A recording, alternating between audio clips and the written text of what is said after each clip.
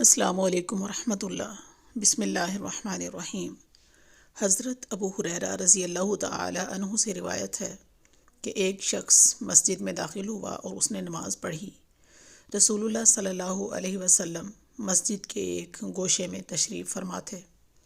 اس نے آ کر آپ کو سلام کیا تو آپ صلی اللہ علیہ وسلم نے فرمایا، اور تم پر بھی سلام ہو، جاؤ دوبارہ نماز پڑھو، تم نے نماز نہیں پڑھی۔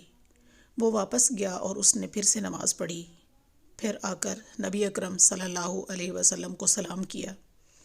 آپ صلی اللہ علیہ وسلم نے پھر فرمایا، اور تم پر بھی سلام ہو، جاؤ پھر سے نماز پڑھو، تم نے ابھی تک بھی نماز نہیں پڑھی۔ آخر تیسری مرتبہ اس نے عرض کیا، اللہ کے رسول صلی اللہ علیہ وسلم، مجھے نماز کا طریقہ سکھا دیجیے۔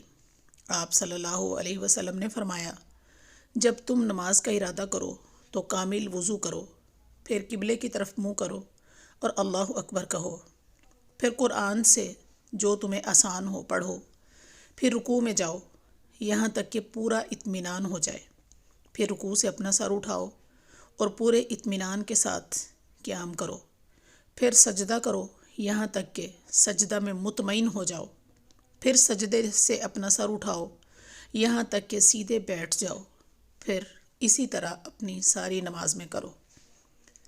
رسول اللہ صلی اللہ علیہ وسلم نے ایک اور حدیث میں فرمایا، صلو کما رأیتمونی اصلی، نماز بالکل ویسے پڑھو جیسے مجھے پڑھتے ہوئے دیکھتے ہو۔